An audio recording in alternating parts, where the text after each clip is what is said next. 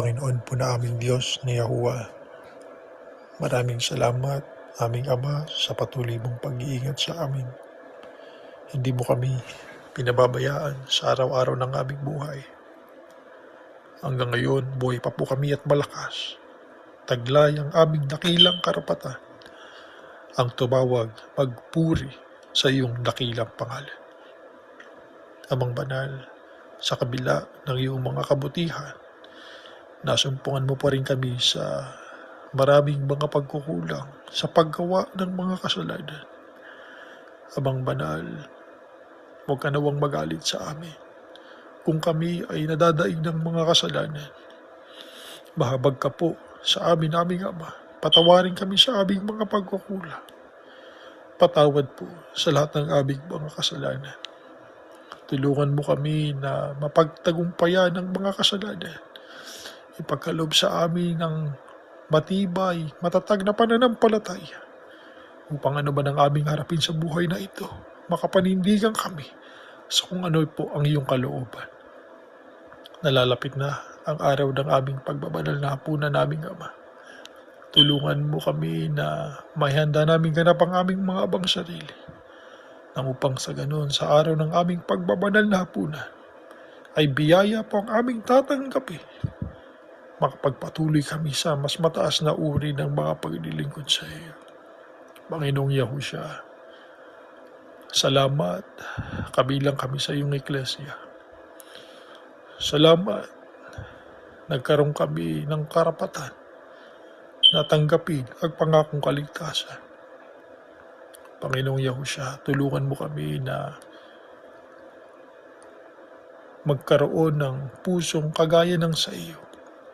Tulad mo, gawin kaming maging masunuri sa lahat ng pagkakataon, nang upang sa ganun pa malugod po ang ating Ama sa bawat isa sa amin.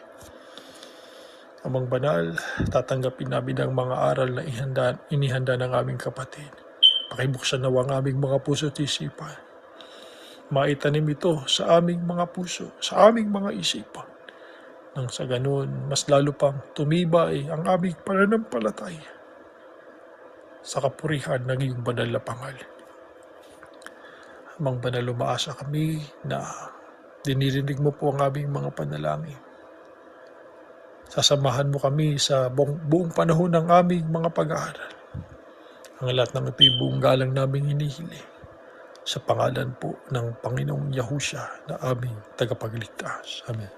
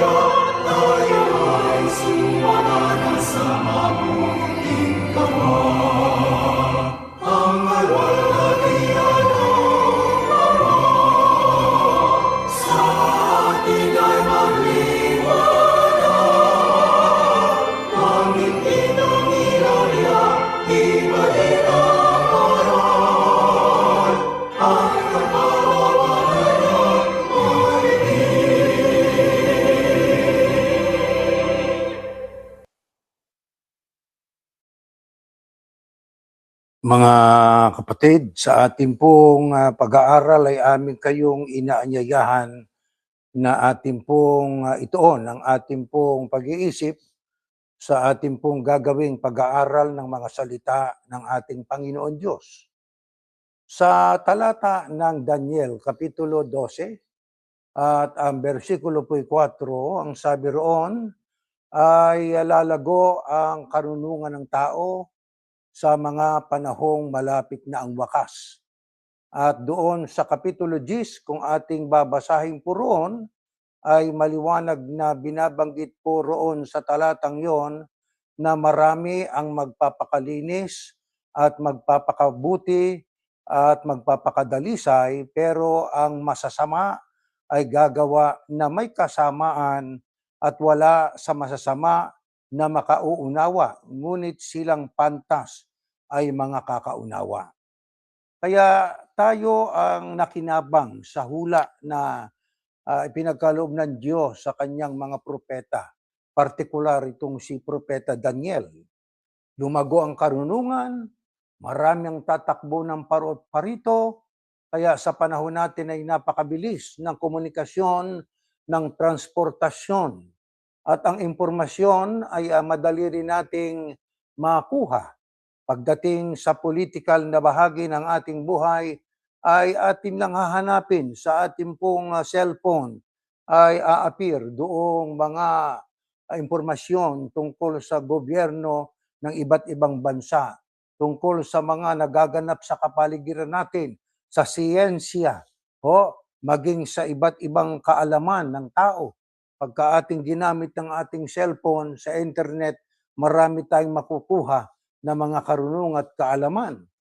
Pagdating din naman sa relihiyon, ay marami tayong makukuhang impormasyon sa radyo, telebisyon, maraming mga vloggers ngayon, at maraming mga iba't ibang mga tagapangaral ng Ebanghelyo. Subalit sa lahat ng yan ay huwag tayo dapat na maging komplasyente. Ibig sabihin ay huwag tayong magtitiwala sapagkat hindi lahat ng impormasyon na ating nadidinig at nababasa ay totoo at ayon sa Biblia. Tatandaan natin na sa mga huling araw na ito ay lalong dumarami ang mga taong gagamitin ng masamang tao na katulad ng mga leader ng mga relihiyon para lumaganap ang aral na siyang lason ng ating kaluluwa. At alam naman natin ang nasa likod ng lahat ng yan ay walang iba kundi ang pinakapangunahing kalaban ng Diyos, alalaong bagay si Satanas. Kaya sa harap ng katotohanan yan, mga kapatid, anong ating dapat gawin upang higit na ating maunawaan ang ating sitwasyon pagdating sa ating kaugnayan sa Panginoon Diyos, pagdating sa espiritual nating buhay? Basahin natin ang unang talata sa ating pag-aaral. Ganito nakasulat: suriin ninyo ang inyong sarili kung talagang may pananampalataya kayo sa Kristo. Tingnan ninyong mabuti ang inyong sarili. Hindi nyo ba alam na ang Kristo ay nasa inyo? Maliban na lang kung hindi kayo tunay na mananampalataya.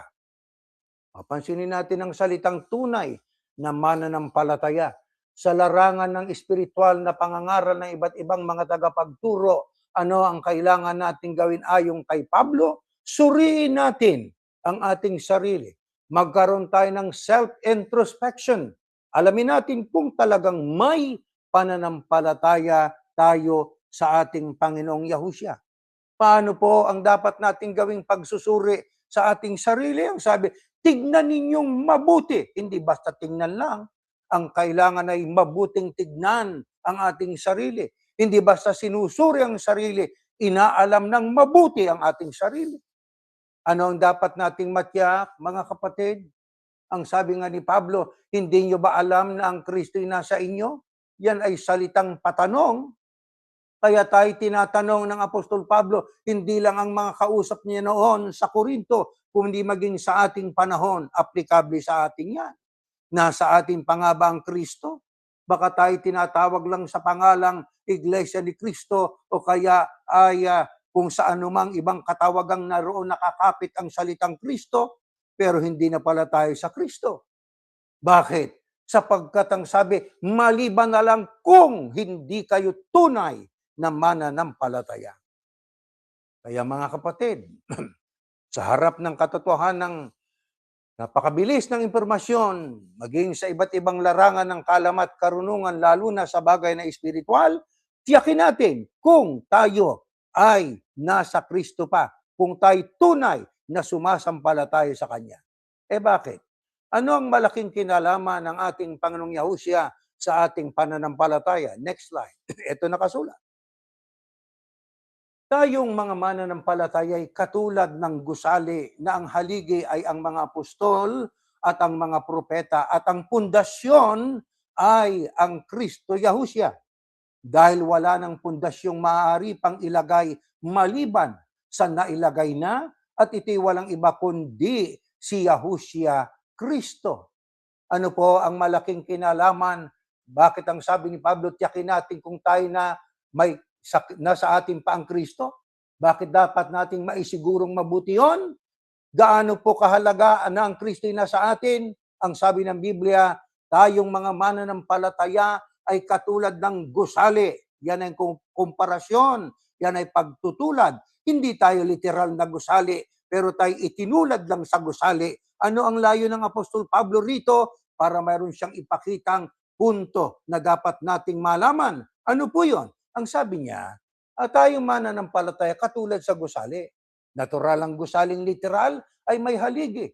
Pero ang tinutukoy niyang haligi, hindi literal na haligi na semento, kundi ang mga apostol at mga propeta. Ano ito? Ito'y spiritual ang pinag-uusapan dito. Pero kung ang haligi ang mga apostol at ang mga propeta, ang pundasyon ng mga propeta, mga apostol at ng mga mananampalatayang itinulad sa gusali ay walang iba kundi ang Kristo. Kaya mahalaga ang Kristo. Bilang pinakapundasyon, kung ang Kristo ang ating pundasyon, matibay ang ating pundasyon. Tanong, meron ka pa bang mailalagay na ibang pundasyon? Sa mga tunay na mga mananampalataya, ang sabi, wala nang pundasyong maari pang ilagay maliban sa nailagay na. Sino ang naglagay? Ang Diyos. Sinong inilagay na pundasyon ng mga mananampalataya sa panahon natin ngayon?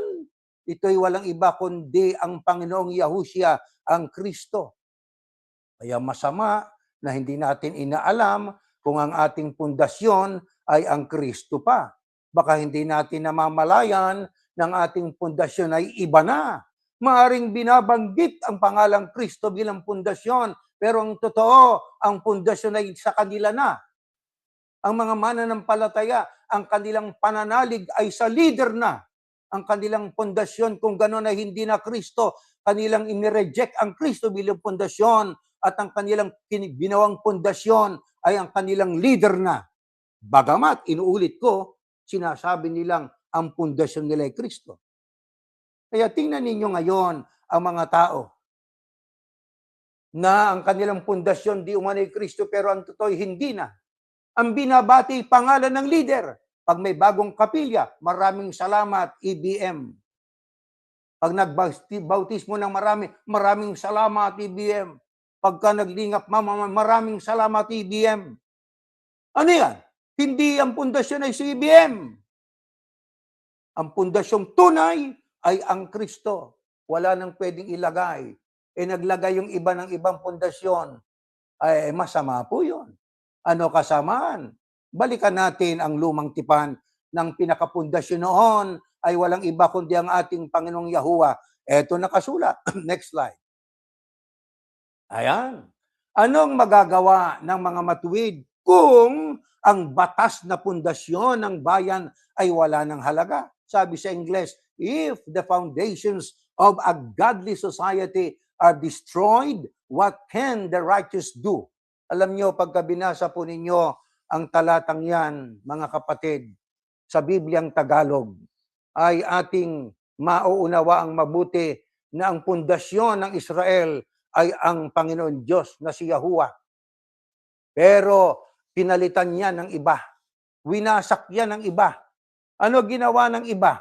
Nireject nila ang Panginoon Diyos.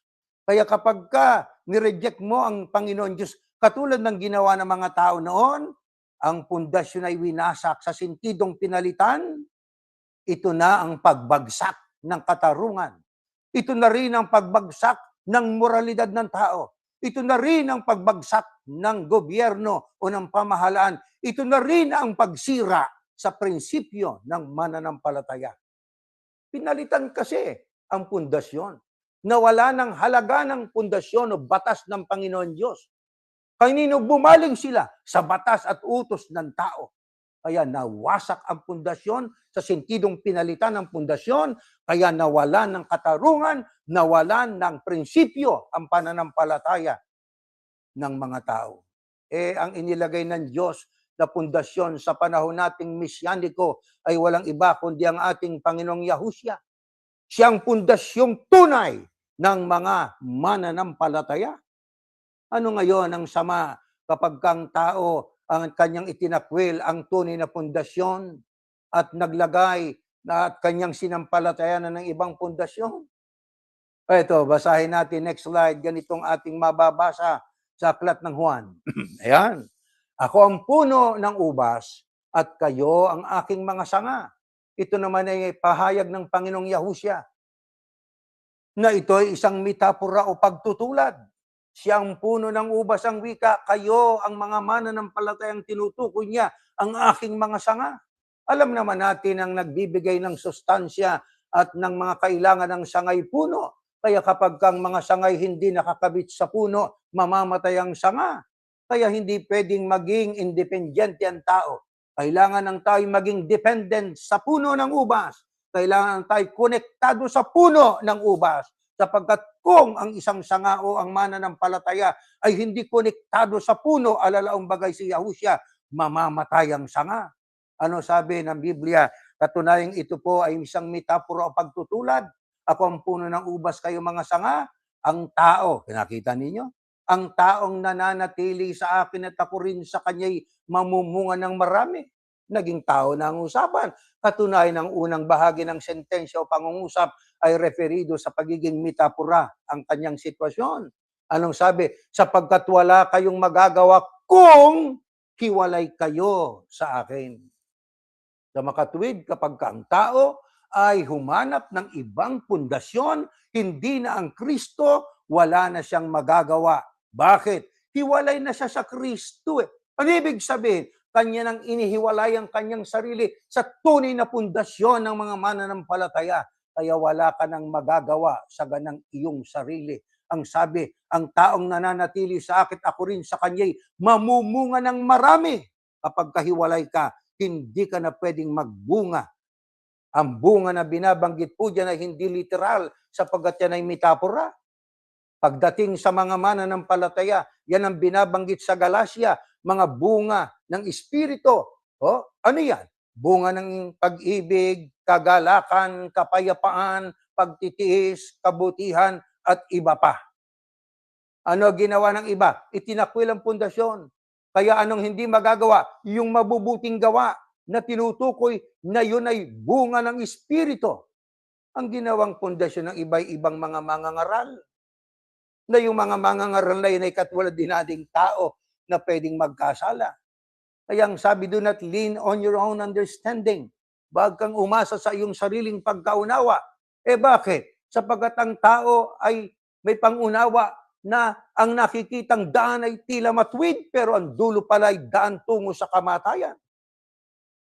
Anong isa sa mga rason kung bakit ang ibang mga tao ang pinili po nila ay ang ibang mga ngaral imbis na ang Kristo? Ang ginawang pundasyon ay ang leader ng relihiyon. Kung hindi papa, yung kanilang tipi, yung kanilang pastor na leader, etc., etc. Pakinggan natin na nakasulat sa 2 Timoteo. Ito, lumihis sila sa katotohanan. Ayun na, tumigil muna tayo. Pagkang pinili at pinalitan ng tunay na pundasyon ng Kristo ng mga mananampalatayang tunay, iba na ang iyong ginawa. Ano na ginawa mo? Lumihis ka na sa katotohanan. Ano ngayon ang ginagawa? Anong magiging bunga nun? At ginugulo nila ang pananampalataya ng iba sa pamamagitan ng pagtuturo ng muling pagkabuhay ay naganap na. Ngunit matibay ang pundasyong itinatag ng Diyos at dooy nakatatak kilala ng Panginoon kung sino-sino ang tunay na Kanya. At ang bawat nagsasabing siya sa Panginoon ay dapat lumayo sa kasamaan. Ano ibinunga ng ang tao ay namili ng sarili niyang pundasyon? Itinakwil ang Kristong tunay na pundasyon? Lumihis na siya sa katotohanan. Pag sinabing lumihis ka na sa katotohanan, nailigaw ka na. Ano ibubunga nun sa ibang mananampalataya? Ginugulo nila ang ibang mananampalataya. Anong sitwasyon ito noon? Ito po'y isa sa sitwasyon noon ng ibang mga mananampalataya na impluwensyahan ng mga ibang pananampalataya na naganap na raw ang muling pagkabuhay na maguli. Di ho ba? Kaya ang iba naapektuhan ang kanilang pag-asa. Ano ang kanilang inaasahan? Rapture.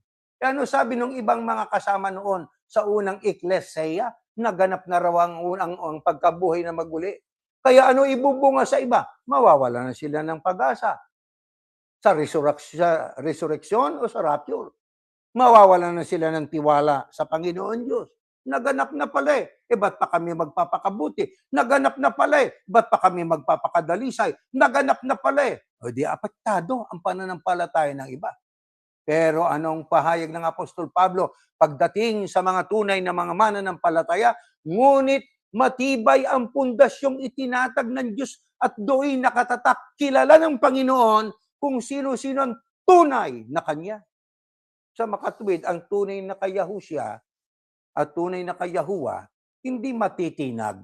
Matibay sila sa kanilang panghahawak sa at paninindigan sa ang kanilang pundasyon ay ang ating Panginoong Yahusya. Pag ginawa nating pundasyon si Yahusya, ano katumbas niyan? Ang nagiging pundasyon natin ay ang Panginoon Diyos na si Yahuwah. Kaya kailangan talaga sa atin, mga kapatid, magkaroon ng isipan ng mga Beryano. Ang mga Beryano laging nagsusuri, inaalam, pinakikinggan, binabasa ang mga talata ng Biblia para kanyang matiyak na ang kanyang sinusunod na aral ay hindi lihis sa katotohanan. Di po ba? Yan ang ating ginagawa. Paano natin makikilala ang pananampalatayang hindi lumihis sa katotohanan? Next slide. Ito nakasulat.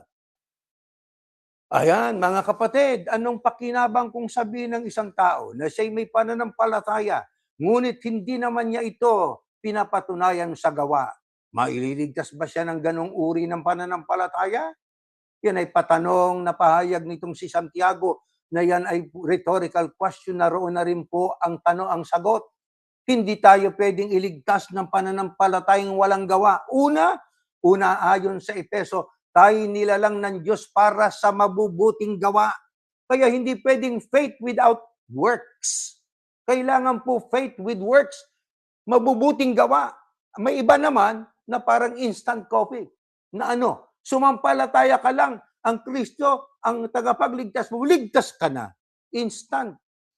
Hindi ganon. Kaya nagtanong si Santiago, di ba? Ano pa kinabang ng isang taong sabing may pananampalataya siya pero wala namang gawa? Maililigtas ba siya ng ganung uring pananampalataya? Aba, sagot, hindi.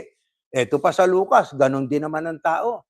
Ang mabuting tao ay nagsasalita ng mabuti dahil puno ng kabutihan ang puso niya.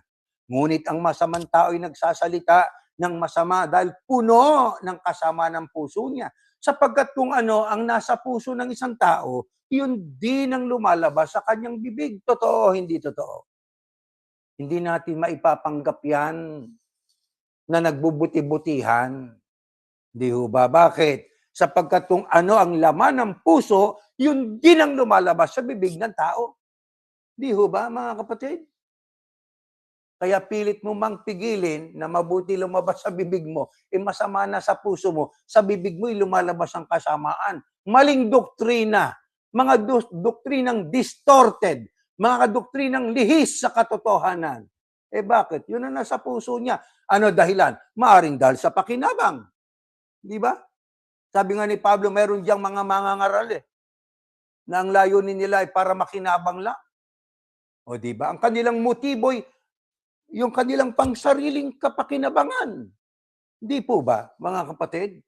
Yan ang mga taong nagsasalitang pabor sa kanila para akitin ang mga taong pabor sa kanila. Gawin ng taong kanyang kausap ang pabor sa kanya. Bakit? Masama puso Kung masama ang puso ng tao, hindi lang masamang lumalabas sa bibig niya, maging sa gawain niya, masama rin ang gawain niya. Sukat na pakinabangan mong mga tao, manipulahin ang mga tao, para sa iyong sariling pakinabang? Di ho ba? Ang pastor ay tagapag-alaga, pero ang mga tupa ang siyang nag-aalaga sa kanya. Baliktad. Ang pastor lang dapat magtanggol sa mga tupa, pero ang ginawa niyang guardian niya ay ang mga tupa. Baliktad. Lihis sa katotohanan. Ano pa sabi ni Pablo? Lumapit tayo sa kanya ng may tapat na puso't matatag na pananampalataya. Yan ang ikakikilala sa mga tunay na tagasunod ng ating Panginoong Yahushua, na yan ang bumubuo sa Ecclesia, community of the believers of our Lord Yahushua HaMashiach. Kaya itong ating pinag-aaral ay dapat nating maunawa ang mabuti, mga mahal na kapatid. Ano ang panganib? Kapag ang isang tao ay nalihis sa katotohanan, ayaw niyang yakapin yung totoo eh. Masigit na niyakap niya yung hindi totoo. Ito, pakinggan natin na nakasulat dito po sa 2 Pedro. Tinalikuran nila ang tamang daan. Nakita nyo? Kaya may pagtalikod eh. Kung nung unang panahon ng unang siglo ng mga tagasunod ng Kristo, may tumalikod sa pananampalataya, yung sulat ni Pablo na yan, applicable rin sa ating panahon. Hanggat may langit at may lupa, may mga tapat na lingkod ng Diyos. Hanggat may langit at lupa, mayroon ding tatalikod sa Panginoon Diyos. Paano yon? Ang sabi, tinalikuran nilang tamang daan. Sino ang daan? Ang sabi ng Kristo sa Juan 14:6, ako ang daan, ang buhay at ang katotohanan. Sino may hindi makaparoroon sa Ama, kundi sa pamamagitan ko? Tinalikuran nila yung tamang daan. Itinakwil nilang tunay na pundasyon ng pananampalataya. Kaya ano nangyari sa kanila? Kaya sila naligaw. Sinunod nila ang halimbawa ni Balaam na anak ni Beor na pumayag masuhulan sa paggawa ng masama. Kaya mga kapatid, anong sabi pa sa Kawikaan? Ang lumilihis sa daan ng kaalaman ay hahantong sa kamatayan. Ano panganib kapag ang tao mas pinili yung kasinungalingan, lumihis sa katotohanan? Ang sabi ng Biblia, tinalikuran mo ang tamang daan, maliligaw ka. Kanino ka itinulad? Kay Balaam na anak ni Beor. Ano ginawa nitong si Balaam? Pumayag na masuhulan sa paggawa ng masama. Kaya ayong bribery pala, uso na noon. Pagbibigay ng suhol para pumatay. Magbigay ng suhol para mandaya. Magbigay ng suhol para makinabang siya. Uso na noon yan, hindi lang yan sa panahon natin ngayon. Lumalala lang sa panahon natin ngayon. Ano ang kahantungan ng lumihis sa tunay na daan? Sabi sa Kawikaan, hahantong sa kamatayan. Hindi lang ang unang kamatayang pagkalagot ng hininga, kundi yung ikalawang kamatayan sa dagat-dagatang apoy, na doon ay permanenteng hiwalay ka sa Diyos at ikaw ay parurusahan magpakailanman. Sinong taong matino ang pag-iisip na pipiliin niya ang paglihis sa katotohanan? Walang taong matino ang kanyang pag-iisip na pipiliin niya yung kalikuan. Dapat doon tayo sa daang ibinigay ng Panginoon Diyos. Ang isinugo, ginawang pundasyon ng mga mananampalataya ay walang iba kundi ang Kristo. Di manatili tayo sa Kristo? Nananatili naman po kami. Hindi, brother eh. Ang nasa tarpaulin nyo, pangalan ng leader nyo, salamat sa iyo, salamat. Hindi nyo nilalagay din. Hindi ba kayo kinikilabutan noon? Mga tagapakinig na nasa INC ni Chairman? Sana mamulat na kayo. Bulag na bulag kayo eh. Bulag na bulag kayo. Hindi man lang nyo kine-question, ba't ang nakasulat doon palagi pangalan ng leader namin? Wala nang pangalang, maraming salamat Panginoon Diyos. Maraming salamat Panginoong Yahushua. Yun ang dapat. Sino yung taong yan ay yung pinasasalamatan? Natupad ang sinasabi ni Pablo sa Kapitulo 1. Hindi nila pinasalamatan ang lumalang, kundi yung kapwa nila nilalang, katulad ng tao. Yun ang pinasalamatan nila. Larawan, inanyuan, yun ang pinasalamatan nila. Ano yon? Paglihis sa katotohanan. Ano ang ibubunga nun? Kamatayan ng tao. Kaya mga kapatid, gumising. Tayong nasa katotohanan naman, ay may pagkakataon ding maalis sa katotohanan. Kailan? Kung tayo po ay hindi manatili sa pananampalataya na tunay. Pag lumihis ka sa tamang pananampalataya, itinakwil mo rin ang Panginoong Yahushua bilang pundasyong tunay. Kaya pipirmi tayo. Kaya ang sabi ni ang Panginoong Yahushua, ang nananatili sa akin. Ano yun? Nananatiling sumusunod sa Kanya, nananatiling sumasampalataya na ang Kristo ang Kanyang pundasyon, yun ang mamumunga ng marami. Marami tayong magagawang kabutihan. Di po ba, mga kapatid, na yon ang hinahanap sa atin ng ating Panginoon Diyos. Ano ang payo na ibinibigay sa atin ng mga apostol para tayong manatili doon sa tamang daan at tayo ay makaiwas sa kapahamakan? Pakinggan natin ang nakasulat sa unang Korinto. Next slide. Nangyari yon sa kanila bilang babala sa iba. At isinulat upang tayo namang nabubuhay ngayong mga huling araw ay maturuan. Kaya't mag-ingat ang sino mang nag-aakalang siya'y nakatayo at baka siya'y mabuhal.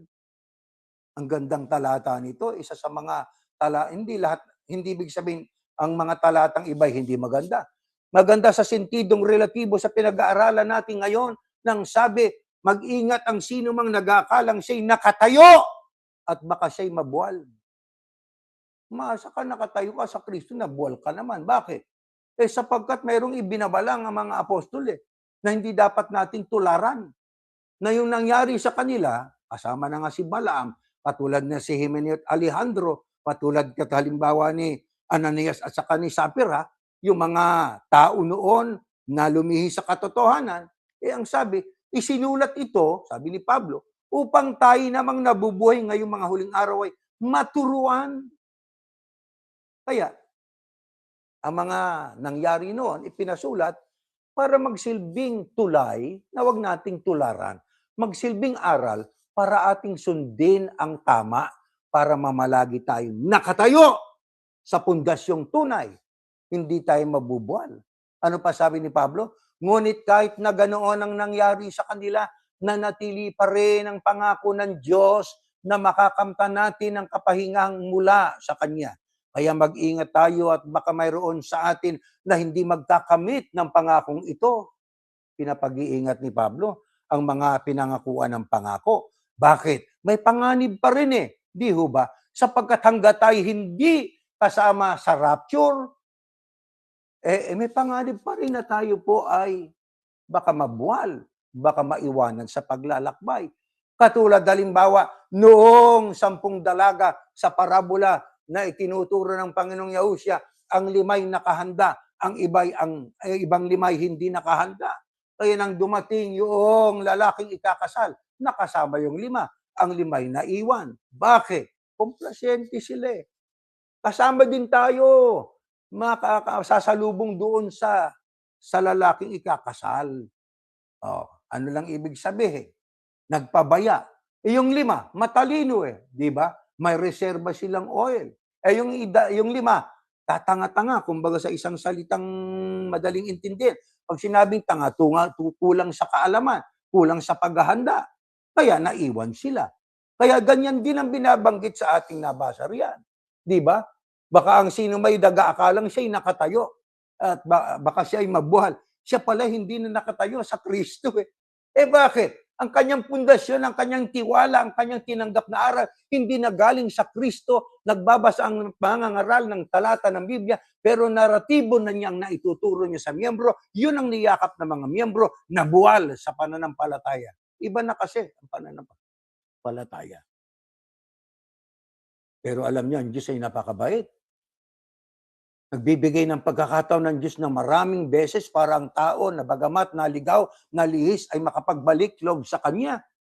Para sila po ay magkamit na muli ng karapatang tanggapin ang pangako ng ating Panginoon Diyos. Ang Diyos ay mapagbigay. Ang Diyos ay napakabuti. Ang Diyos ay napakabait. Pero wag nating aabusuhin ang kabaitan ng Panginoon Diyos sapagkat darating ang panahon, ang sabi nga, dala na ako sa pagsisisi ninyo. Mabait ang Diyos, banayad sa pagkagalit, pero may hantungan ang kanyang pagpapahinuhod, mga kapatid. Kaya anong aral na dapat nating maintindihan? Manatili tayo sa pagsusuri. Alamin ang ating napapakinggan sapagkat sa paglago ng karunungan ng tao, sa paglago rin at paglaganap din ng maling aral, mga ultimong vloggers ay ginagamit para magsitas ng talata ng Biblia, ultimong mga miyembrong karaniwan ginagamit para magsitas ng mga talata na mismo sila hindi nila naintindihan. Kaya kung hindi tayo nagsusuri na mabuti, baka tayo makabilang doon sa mga taong hindi magkakamit ng ating inaasahan. Di po ba, mga kapatid? Kaya ano ang isa sa paraan para tayo po'y makatiyak na tayo hindi maililigaw noong mga bulaang mga mangangaral na naglaganap sa panahon natin ngayon. Next slide. Ito nakasulat. Sa Kolosas. Ang Kristo ang pinagmumula ng lahat ng karunungan at kaalaman. Natural. Ang kaalaman ng Kristo'y galing sa Ama. Habang siya'y lumalaki, siya'y napupuno ng kaalamang bigay ng Diyos. Sabi nga ng Kristo, kung ako sa ganang akin, wala akong magagawa. Kaya lang siya may nagagawa dahil sa gawa ng tulong ng Panginoon Diyos. Kaya ang Kristo, pinagmumula ng lahat ng karunungan at kaalaman. Sinasabi ko sa inyong mga bagay na ito para hindi kayo malinlang ninuman sa pamamagitan ng magagaling nilang pangangatwiran. Ano yung pahayag na yan? Tandaan natin, ang bukal ng karunungan ay ang Ama, si Yahuwah. Ipinagkaloob niya sa Kristo. Kaya ang Kristo, ayon sa 5:22 ng Juan, siya rin ang siyang hahatol. Binigyan ng karapatang humatol. Nababasa niya iisip ng tao eh. Bakit? Pinuspos siya ng Diyos ng karunungan eh. Pero kung hindi siya binigyan ng karunungan at kaalaman ng Panginoon Diyos, di wala rin siyang alam. Kaya ang sabi niya, sa ganang aking sarili, wala akong magagawa. Di ba? Kaya ang sabi niya dun sa 12:49-50 ng Juan, ang sinasabi ko hindi akin, kundi mula sa Ama. Katumbas ang karunungan at kaalaman ko mula sa Ama. Di ba? Ano sabi ni Pablo? Sinasabi ko sa inyo mga bagay na ito para hindi kayong malinlang ninuman sa pamamagitan ng magagaling nilang pangangatwiran. Alam nyo yung ilan ang Diyos? Isa. Sino ang Diyos? Ang Ama. Ano sabi ng Diyos? Ako lang ang Diyos. Wala akong kinikilalang iba. Hindi ko ibibigay sa iba ang aking kaluwalhatian at ang aking karangalan. Ano ngayon ang pinangangatwiran ng iba? Hindi, yan ay katulad lang ang wika ng tao. Di ba? Ang tao may espiritu, may katawan, at may kaluluwa. Yan tatlo kasama sa isang katawan. Nangangatwiran na lang eh. Ang Diyos ang wika, may tatlong persona. Paano mo na ipaliwanag yon? Yung bang Ama, siya din yung anak. Yung anak, siya din yung Espiritu Santo. Oo. Paano? Ikaw ba rin yung tatay mo? Hindi, ako yung anak. O di magkaiba kayo. Yung bang pagkausap mong tatay mo, ay tatay, ikaw din ba ang anak? Ikaw din ba ang Espiritu Santo? Ba hindi. Ang tatay ay tatay. Kaya nga naging tatay gawa ng anak eh. Yung anak, naging anak dahil may tatay. Magkaiba eh. Di ba? Pero mangangatwiran yung mga yon. Ano ikakatwiran nila?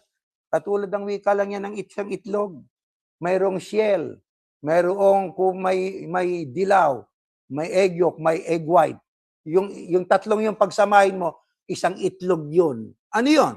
Ang sabi ng Biblia, hindi kayo malilinlang ninuman sa pamamagitan ng magagaling nilang pangangatwiran. Pangangatwiran na lang eh. Aba, huwag natin payagan na tayo nasa ilalim lang ng isang pundasyon. Nakilala na natin ang pangalang Yahuwah at Yahushua. Kailangan i-rehistro natin. Assembly of Yahushua. Nagkaroon sila ng Assembly of Yahushua. O nagparehistro. Ang Kristo ba nagparehistro ng kanyang eklesia? Hindi. Bakit? Hindi niya pinarehistro. Hindi na kailangan yun eh. Nang iparehistro, lumihis sa katotohanan. Nang lumihis sa katotohanan, dati tinuturo niya ang chief priest ay ang Kristo. Ngayon, sino na ang CEO? Siya na. Chief Executive Officer. Nakita nyo? Pag lumihis ka sa katotohanan, maliligaw ka. Mga ngatwiran ka lang ng mga ngatwiran, pero wala ka sa katwiran. Ano pa sabi ni Timoteo? Timoteo, pakaingatan mo ang ipinagkatiwala sa iyo. Iwasan mo ang mga usapang lumalapastangan sa Diyos at ang mga pagtatalo tungkol sa hindi totoong karunungan dahil sa kanilang pinag-aangking mayroon sila nito. Oh, yan, mga mayayabang. Oh. Dahil sa kanilang pag-aangking mayroon sila nito, may mga nalihis na sa pananampalataya. Sumain yung kagandang loob ng Diyos. Isa pa rin ito sa babala ng Apostol Pablo. Sulat niya kay Timoteo nang sabi, pakaingatan mong pinagkatiwala sa iyo. Iwasan mo ang mga usapang lumalapastangan sa Diyos at ang mga pagtatalo tungkol sa hindi totoong karunungan. Ano yung hindi totoong karunungan? Sabi ng iba, nag-aangkin silang meron sila nito. Nalihis sila sa pananampalataya. Meron kaming kapilya. Aba, dyan na pupunta buloy namin. Lahat? Oh, hindi. Eh, ba't ang mga gaganda lang kapilya pinakikita nyo? Yung mga kawawat dampang kapilya, hindi nyo pinakikita. Ba't hindi nyo sinasabing dating yung kapilya ay dating punerarya? Doon sa Kansas, binili nyo ang dating punerarya, ginawa nyo kapilya nyo. Punerarya na iniimbalsa mo ang patay doon. Doon ka sasamba, pininturahan lang. Isipin nyo yan. O, ano sabi ng Biblia? Nag-aangking meron sila nito. Meron kaming ibinunga na ganito. Nagpabautismo ng 21,000. O ganon. Pero ang yabang naman ng iba. Bakit? Nagpabautismo, hindi naman sinasabi yung mga bilang ng umalis. Libo-libo na umalis sa kanila. Hindi sinasabi yun. O, di ho ba? Nalihis sa pananampalataya dahil sa kayabangan, pag-aangking meron sila nito, kayo wala nito. Totoo ba kayo? Wala kayo nito, kami meron? Ang tanong, ang batayan ba sa pagliligtas? Gusali na literal, templo, kapilya, simbahan, o kung ano-ano man yan? Hindi ang propiedad, ang batayan. Pagdating sa kaligtasan, ang batayan ng tunay na pananampalataya, tunay na pundasyon. Kangino ka nakatayo? Baka sa leader mo na, hindi mo namamalayan. Yun ang delikado, mga kapatid. O, tiwalang-tiwala sila'y sa kay Yahushua pa. Kaya nga may talatang sabi doon sa Mateo marami ang magsasabi sa akin, Panginoon, Panginoon. Sa pangalan mo nagsipanghula kami, sa pangalan mo nagpalayas kami ng mga demonyo. Ano sagot ng Kristo? Hoy, lumayo kayo sa akin. Wala yung salitang hoy. Lumayo kayo sa akin. Kayong mga manggagawa ng katampalasana, hindi ko kayo kilala. Pero sila kumikilala. Pero sabi ng Kristo, hindi ko kayo kilala. Ano ang pahayag pa ng Apostol Juan? Kaugnay ng ating pinag-aaralan, tayo pumirmi sa katotohanan, lalo na sa panong ito't malapit na ang rapture at wakas ng mundo. Next slide, ito nakasulat mga kapatid. Mga minamahal, huwag kayong basta maniniwala sa mga taong nagsasabi ng ipinangangaral nila mula sa banal na espiritu. Sa halip, alamin muna ninyo kung nagmula nga sa Diyos ang itinuturo nila sapagkat marami ng huwad at sinungaling na propetang nagkalat sa mundo. Ng mga bagay na ito atin namang sinasalita, hindi sa mga salitang itinuturo ng karunungan ng tao, kundi sa itinuturo ng Espiritu na iniwawangis natin ang mga bagay na ayon sa Espiritu, sa mga pananalitang ayon sa Espiritu. Anong ibinabala ni Juan? Huwag kayo bastang maniniwala sa mga taong nagsasabi na ang kanilang ipinangangaral mula sa banal na Espiritu o mula sa Diyos. Imbes na ating paniwalaan, alamin muna ninyo kung nagmula nga sa Diyos ang itinuro nila. Paano yung pag-aalam? Makinig, suriin, basahin. Maging critical listener tayo. Maging critical reader tayo ng Biblia. Bakit? Sapagkat marami, hindi lang konti, na mga huwad at sinungaling na mga propetang nagkalat na sa mundo. Kaya anong payo pagdating sa pagbabasa, pagwawangis? Maraming mga bersyon at translation ng Biblia na pag binasa nyo yung isang talata ng Biblia, etong mabasa nyo sa ibang bersyon, sa ibang salin, ito binasa nyo. Anong payo para wag maligaw? Iwawangis natin. Gagawin natin ang komparasyon. Gagamitin natin ang ating pag-iisip. Binigyan tayo ng pag-iisip ng Diyos. May mga maling gramatika. Di po ba? May maling punctuation mark. Lahat ng yan ay relatibo para maintindihan natin ang mensahe ng isang talata sa Biblia. Kaya anong dapat gawin ng tao? Maging mapagsuri. Kailangan natin yan, mga mahal na kapatid. Kailangan natin yan. Ngayon, ibig nating malaman ang tama. Anong kailangan nating gawin? Ito ang dapat nating gawin. Next slide. Pakinggan natin ito, mga kapatid. Ang lahat ng salita ng Diyos ay mapananaligan.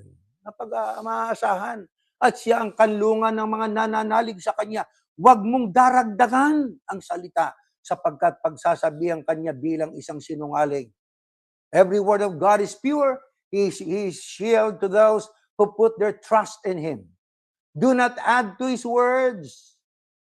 Huwag nating dagdagan.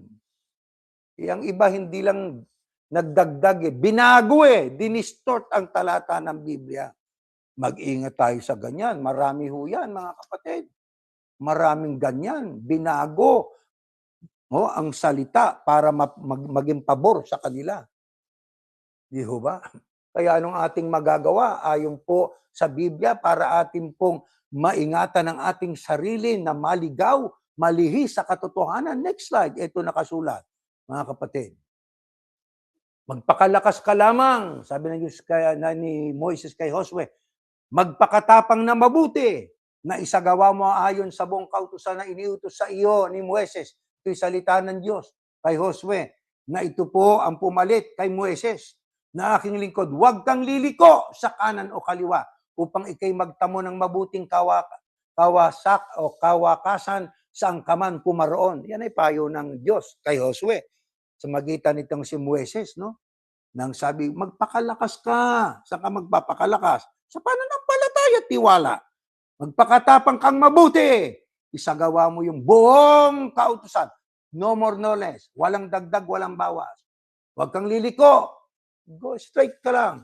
Upang ikay magtamo ng mabuting kawakasan sa kamang pumaroon. Kaya nga, dapat lalo nating panghawakang mabuti ang mga narinig natin upang hindi tayo maligaw. Ang mensaheng ipinahayag sa pamamagitan ng mga anghel ay napatunayang totoo. At sino mang lumabag o hindi sumunod dito ay tumanggap ng kaukulang parusa.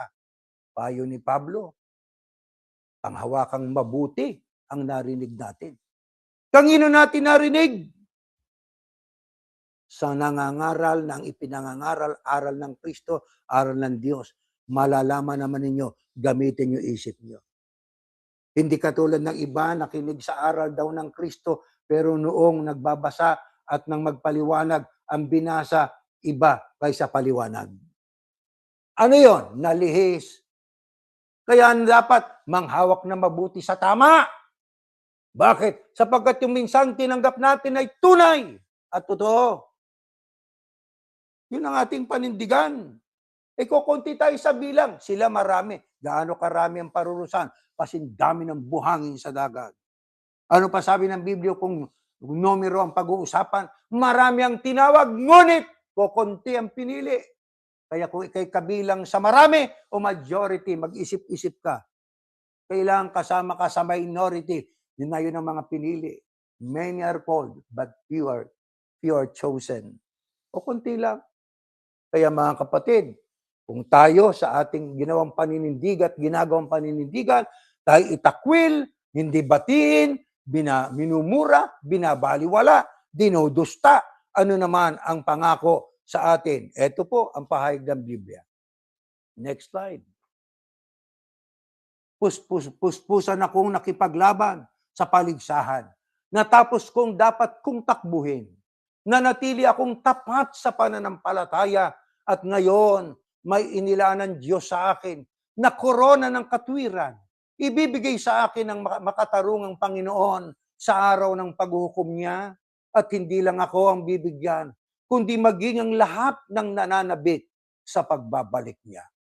Kaya sa mensaheng tinanggap natin, sa pundasyon ng Kristo na sa Kanya tayo nakatayo, katunayan ng ating pananampalatay nakasalig sa Ebanghelyo, no more, no less.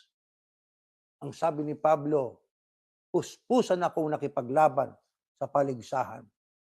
Natapos kong takbuhin ko.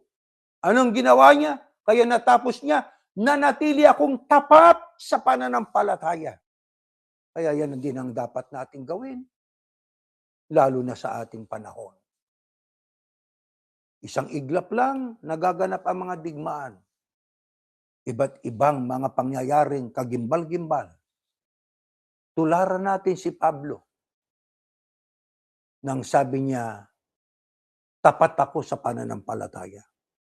Dahil doon sa katapatan niya, ano ang natitiyak niya? Buhay pa siya. May inilaan ng Diyos sa akin na korona ng katwiran. Buhay pa siya. Malapit na siyang mamatay. Pero natitiyak na niya sapagkat alam niya ang ginawa niya. Yung korona ng katwiran, ibibigay sa kanya. Hindi lang sa kanya, maging doon sa mga nananabik sa pagbabalik ng ating Panginoong Yahushua Mashiach. Sana, mga kapatid, manatili tayo sa ating pananampalataya. Manatili tayong nagsusuri sa araw-araw para wag tayong maakit at mailigaw. Manatili tayo sa katotohanan. Huwag tayong lumihis sa mga aral na tinanggap natin mula sa Diyos. Tumayo kayo at tayo po ay mananalangin, mga kapatid. Aming Ama, Diyos na makapangyarihan sa lahat, salamat po ng marami sa inyo sapagkat itinuturo sa amin ang mga katotohanan ito. Sa hangad mo na kami po ay huwag malihis sa katotohanan. Mamalagi kami sa pagsunod sa iyong mga aral ng buong tatag at buong tibay upang makatiyak kami gaya ni Apostol Pablo. Natatanggap din kami ng korona ng katwiran pagdating ng takdang panahon. Hinihiling namin sa iyo habang kami naglalakbay, palibhasa, napakahirap na ng panahon na aming nilalakbayan. Ang mundo ay patuloy sa kanyang pagbagsak. Ang moralidad ng mga tao ay patuloy sa pagsama. Dumarami ang mga taong nanliligaw ng mga tao. Hindi lang sa mga bagay na panlupa, maging sa mga bagay na espiritual para sila'y makinabang na personal mula sa kanilang mga tagasunod. Kami na iyong mga pinili, ibinilang sa nalalabing kakaunti sa bilang. Kami sumasampalataya, hindi mo kami pababayaan. Manalig kami sa iyo, sumampalataya kaming mabuti. Matatag kami na manindigan, hindi mo kami pababayaan. Ama, dumarating sa amin minsan ang mga bagay na hindi namin inaasahan. Nabibigla rin kami. Hindi namin sukat akalaing magaganap ito sa amin. Nasasaktan kami. Hindi namin alam kung anong aming gagawin. Nalilito rin kami. Nagugulminhanan din minsan ang aming isip.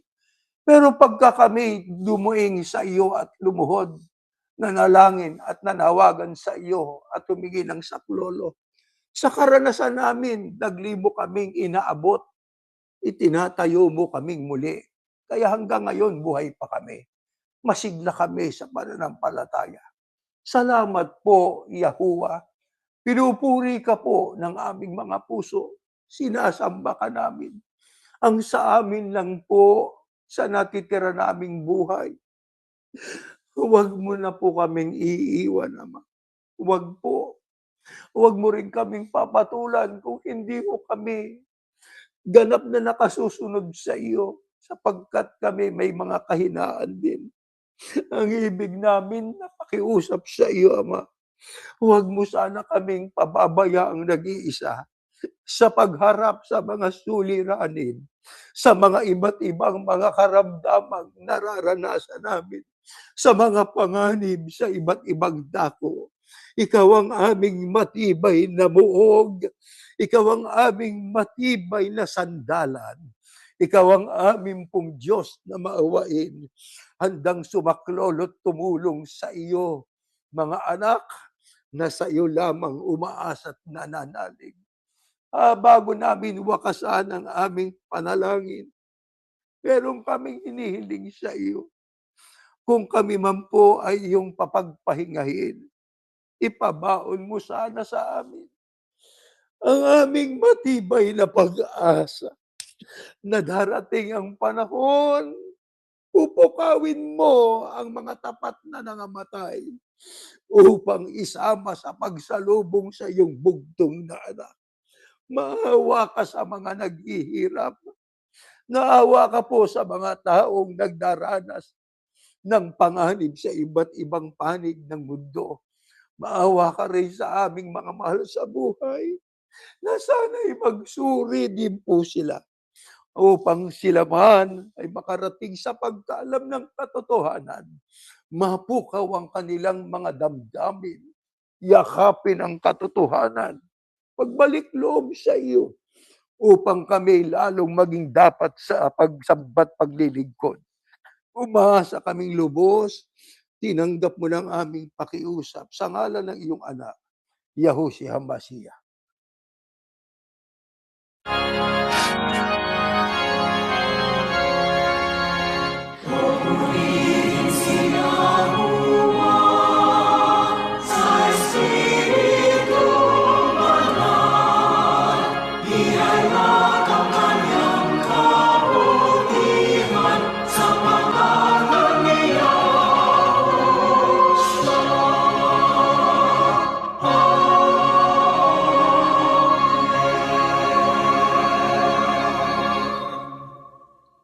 Biyayang pagliligtas ng ating Panginoong Yahushua, ang pag-ibig ng Diyos na si Yahuwah at ang patuloy na pakikilakip ng Espiritu Santo, siya nawang sumaating lahat ngayon at magpakailanman. Amen. Mga kapatid, meron tayong mga tagubilin, gaya ng dati ho, share natin yung ating Facebook, YouTube, sa ating kapwa-tao at ipalaganap ang pangalang Yahuwah, Yahushua, na yan ay mga pangalang napakahalaga para po sa kaligtasan ng tao. Panalangin natin patuloy ho ang lahat ng tao sa mundo, mga lider ng mga bansa, mga nasa kapangyarihan, mga taong nasa relihiyon, na sana sila po ay magkaroon pa ng mabuting desisyon na ang kapayapaan ay ma-preserve sa konting panahon. Pero kung ano po ang kalooban talaga ng Diyos, yun pa rin po ang masusunod. Maasa tayo na yan ay maliwanag sa lahat hanggang dyan na tayo natatapos.